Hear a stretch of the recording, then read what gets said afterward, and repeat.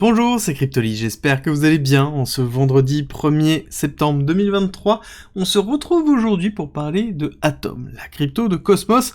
Comme d'habitude, ces vidéos updates, on les divise en deux parties. Une partie fondamentale, on va expliquer ce qu'est Cosmos, on va parler de l'actualité de Atom aussi, et ensuite on ira dans la partie technique pour se projeter court, moyen, long terme sur des prix d'achat, des prix de vente, et comprendre pourquoi actuellement Atom est en train de s'effondrer, et ça commence tout de suite.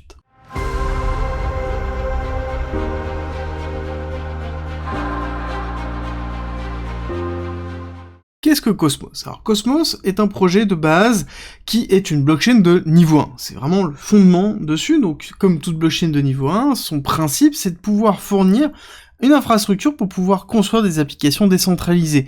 On donne des pierres pour que les développeurs puissent construire leur propre application décentralisée. Alors ça, c'est le fondement de base.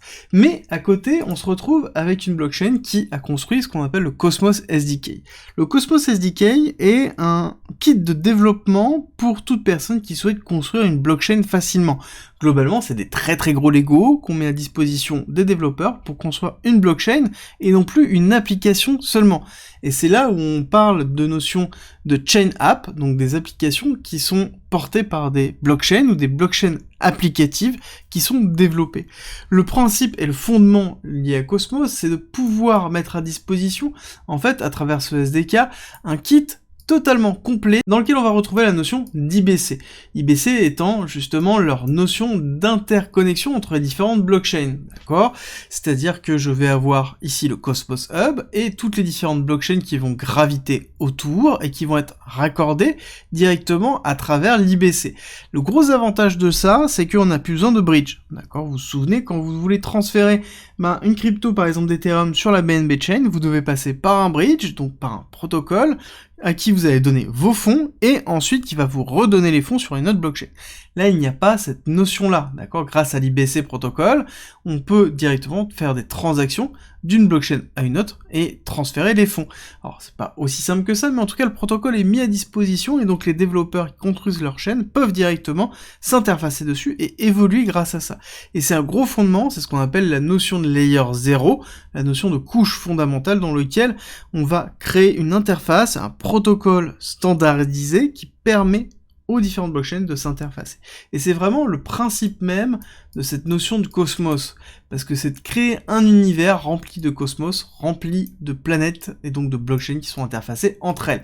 C'est vraiment le concept même de cette blockchain, d'où la création de leur nom. À côté, on se retrouve sur quelque chose, une technologie qui est très fiable, dans lequel on a des transactions par seconde qui sont plus que correctes, on a des fees qui sont très faibles, et une finalité qui est en 7 secondes. En plus de l'IBC, parce que l'IBC c'est un gros point, mais on a d'autres choses. On a ce qu'on appelle l'ICS qui a été lancé en ce début d'année, donc qui est l'Inter-Chain Security. Globalement, ça permet quoi? Ça permet de pouvoir mettre à disposition les nœuds de validation de Atom, donc du coup, fait avec des atomes et donc de Cosmos, à d'autres blockchains pour pouvoir avoir la sécurité. Je m'explique. La problématique quand je lance une nouvelle blockchain, c'est comment je fais pour avoir des personnes qui sécurisent ma blockchain. Si j'ai deux pauvres pecnos, ça ne marchera pas, j'aurai pas quelque chose qui va tenir sur le long terme et qui sera sécurisé, suffisamment décentralisé. Donc pour arriver à faire ça, je suis obligé de créer de l'incentive, je suis obligé de dépenser énormément d'argent pour donner envie aux personnes de protéger ma blockchain. Avec justement l'Inter-Chain Security, on n'aura plus cette problématique-là, parce que justement, on met à disposition les nœuds de validation d'Atom et donc de Cosmos Hub pour justement valider les blockchains qui le souhaitent. Et donc, je lance ma blockchain, je peux directement utiliser les validateurs de Atom et donc de Cosmos pour pouvoir valider ma propre blockchain et ma sécurité, ma décentralisation. Ça réduit les coûts, ça simplifie et surtout ça donne une valeur derrière au Cosmos Hub. Parce qu'il y avait toute cette notion de représentation, d'évolution du Cosmos Hub et de la valorisation d'Atom. À l'heure actuelle, Atom a une grosse inflation, ça reste toujours le cas, bien qu'il y ait une réflexion autour d'une diminution de l'inflation, voire même d'une forme de déflation et de burning, mais rien n'est acté encore, mais une véritable réflexion sur l'utilité de Atom et l'utilisation de Atom sur le long terme et l'utilisation du Cosmos Hub. L'ICS est une première partie de cette évolution. Pour moi, il va en avoir d'autres qui vont arriver, mais ça va mettre un petit peu de temps pour pouvoir se dynamiser. Il faut comprendre que Cosmos est au cœur de ce SDK, mais n'est pas lié directement au SDK. Ça veut dire qu'ils ont mis à disposition ce kit de développement, mais les personnes peuvent en faire ce qu'ils veulent et ne sont pas liés directement à Atom. C'est pour moi le défaut du projet, et tout le monde en a conscience, et c'est pour ça, justement, qu'on cherche des solutions pour valoriser le Atom et Cosmos. Et l'ICS est pour moi une des solutions, n'est pas la seule solution, mais on va retrouver d'autres solutions, je pense, qui vont arriver à terme. L'idée étant d'arriver à une forme d'interfaçage de ce style-là, qui permet de créer une sécurité groupée avec en son centre le Cosmos Hub, qui permettrait justement d'offrir la sécurité à toutes les AppChains qui le souhaitent, voire même un renforcement de sécurité sur toutes les autres AppChains.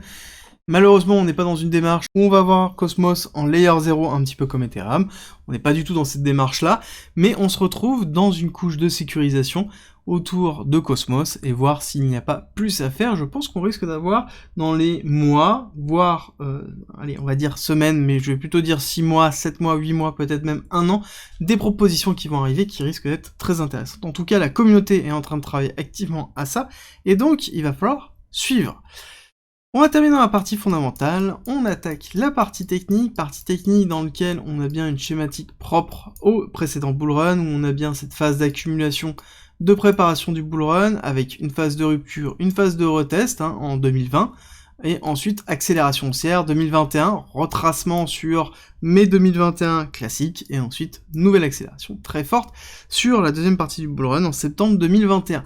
Cette démarche-là, on la retrouve sur beaucoup de blockchains. On rappelle qu'à cette époque, Ethereum saturait et on avait l'avènement de la finance décentralisée, de la DeFi, et forcément on avait besoin d'autres blockchains pour pouvoir construire des des projets de finance décentralisée et pouvoir attirer des personnes, et forcément tous les projets qui étaient un peu de ce style-là se sont vus énormément valorisés dans ces périodes-là, et quand on regarde un petit peu la démarche, Atom a eu quelque chose d'un petit peu particulier sur la cassure baissière. Pourquoi? Parce que quand on est arrivé dans cette période de septembre, normalement toutes les autres blockchains étaient en train d'accélérer à la hausse, Atom c'était l'inverse, on était en train justement de casser baissier, et par contre, on a eu une énorme accélération haussière, donc un deuxième retest qui a été très fort, et qui s'est effectué en janvier 2022, malgré la pression baissière qu'il y avait sur BTC et tous les autres actifs, et la macroéconomie d'ordre général, avant de pouvoir retracer effectivement.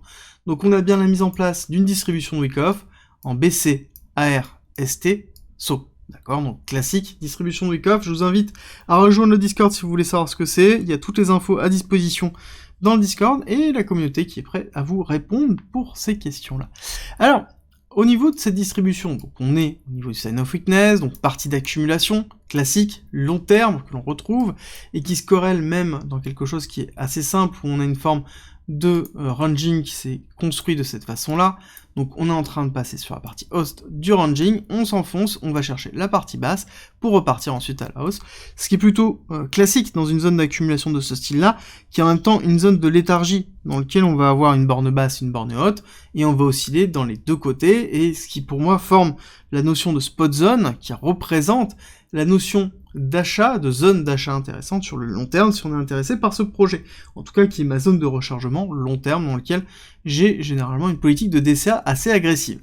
Alors, on voit que depuis assez peu de temps, on a quand même une forme de cassure baissière très forte au niveau d'Atom, alors qu'on retrouve quand même sur certains alts, il n'y a pas que Atom qui est en train d'avoir ça, mais on a quand même vraiment une forme de saignement très fort qui est en train de se faire sur tous les alts, et notamment Atom, où on voit qu'on a bien eu la cassure baissière ici suite à l'annonce de la Securities de la SEC, donc en juin, on a retracé quasiment la totalité pour ensuite se renfoncer, et on voit qu'on a cassé ce lot-là pour potentiellement aller retester, donc cette zone des 6-5$ pour soit faire un nouveau retest, soit faire un lot. D'accord, donc faire un nouveau lot, imprimer un nouveau lot sur Atom, parce que ça me paraîtrait en même temps logique.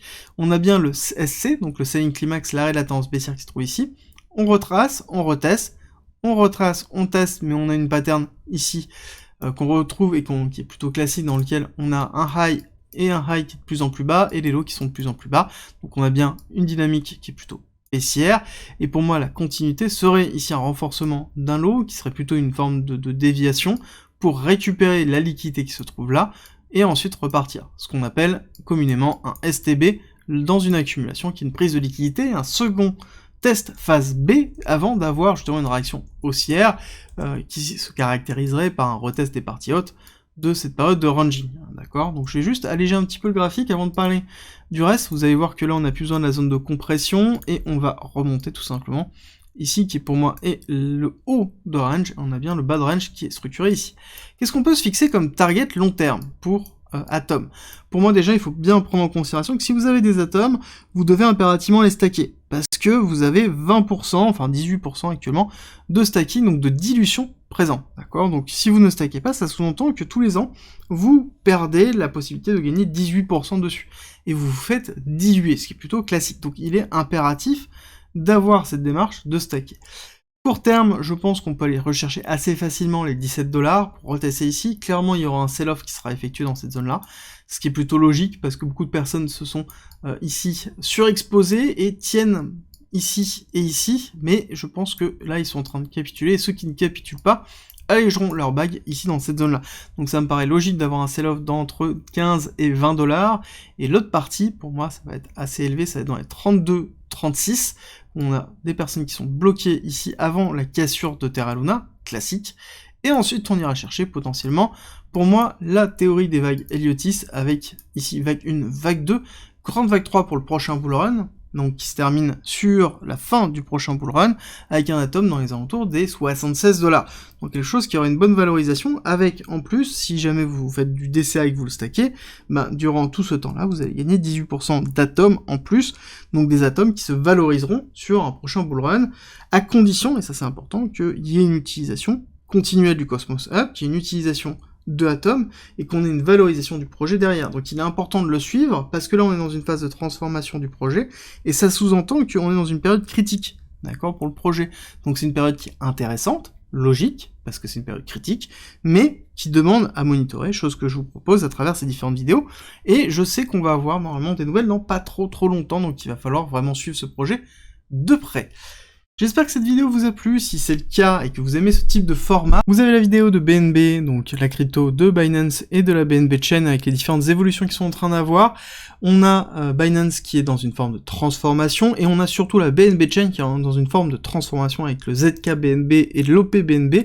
Je vous ai couvert tout ça dans la vidéo d'hier, je vous mets le lien ici. On se retrouve demain pour une vidéo un petit peu particulière sur la notion de récession aux USA, vous allez voir que c'est très intéressant.